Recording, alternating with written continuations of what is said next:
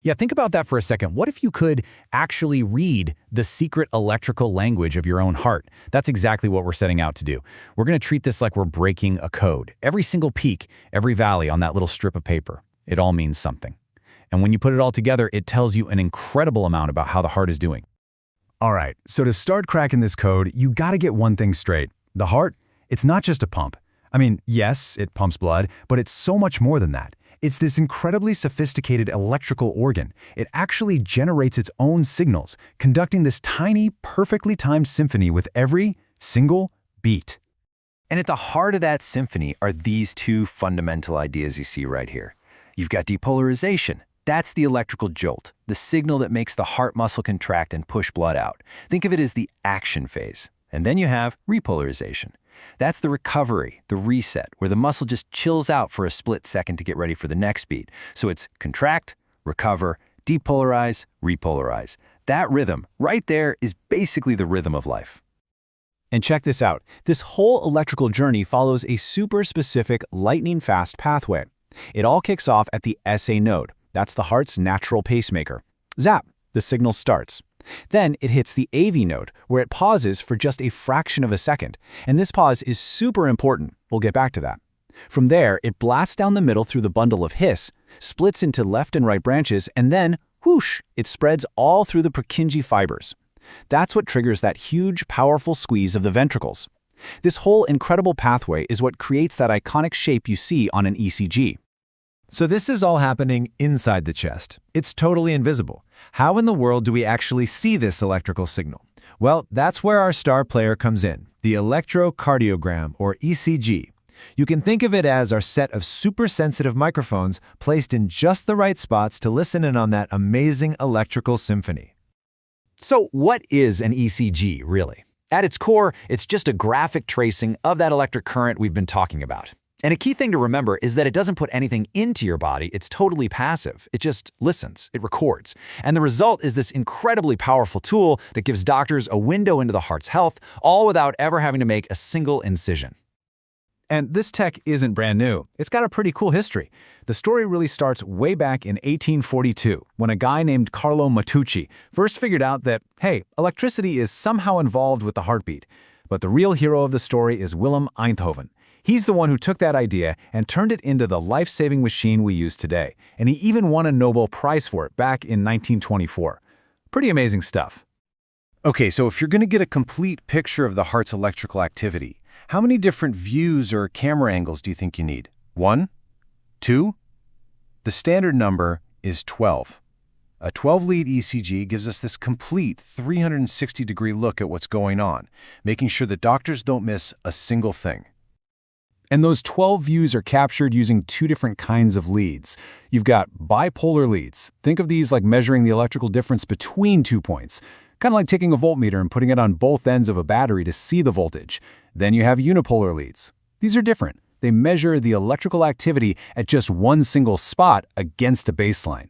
By using both of these types together, we get that full three-dimensional picture of the heart's electrical dance. All right, now for the part you've been waiting for, the main event.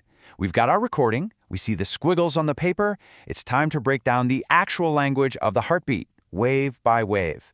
This is where we learn to read the story.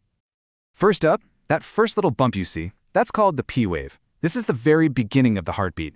It represents that electrical signal spreading across the atria, the heart's two upper chambers, which causes them to contract and give a little push, sending blood down into the ventricles below.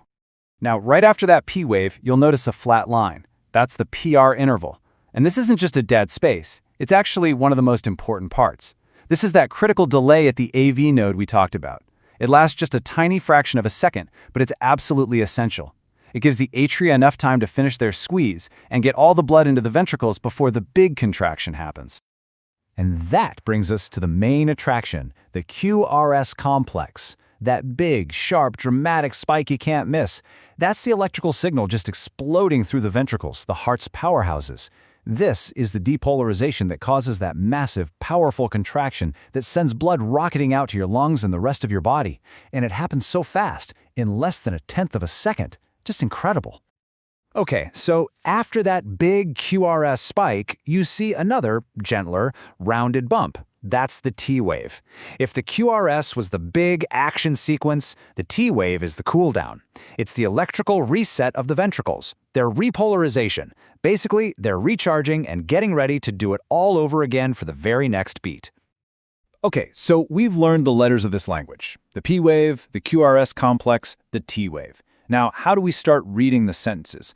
A huge part of that is figuring out the heart's rate and its rhythm. You know, how fast is it beating? And is that beat steady and regular? And believe it or not, there are a couple of pretty simple tricks for this. If the rhythm looks nice and regular, you can use what's called the box counting method. You just count the big squares on the ECG paper between two of those QRS spikes and divide that number into 300. Boom, heart rate.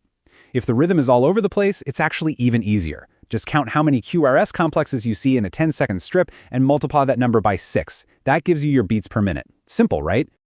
So we've gone through the whole decoding process, the electrical pathway, the individual waves, the timing, the rate. What does it all look like when it's working perfectly? What does a healthy, normal heartbeat actually look like on an ECG? Well, that's what doctors call a normal sinus rhythm. And here it is, the gold standard. This is the checklist for a perfectly healthy rhythm. You've got a P wave right before every single QRS complex. That timing between them, the PR interval, is just right. Every single beat has that complete PQRST sequence. And maybe most importantly, the whole pattern is beautifully consistent and regular. The distance between each heartbeat is exactly the same. That's what you want to see. You know, this quote from Dr. Muhammad Ali El-Awadi just wraps it all up so perfectly. He says the ECG is a representation of the electrical events of the cardiac cycle. It's not just some random medical test. It's a direct look into the fundamental electrical events of life itself, giving us this priceless information about how our heart is performing. So there you have it. We've learned how to decode the heart's secret language, turning a completely invisible electrical pulse into a vital, readable story. And it really makes you wonder, doesn't it? What other invisible signals are pulsing through our bodies right now, just waiting for us to discover them? What other incredible stories we'll be able to read once we finally learn their language?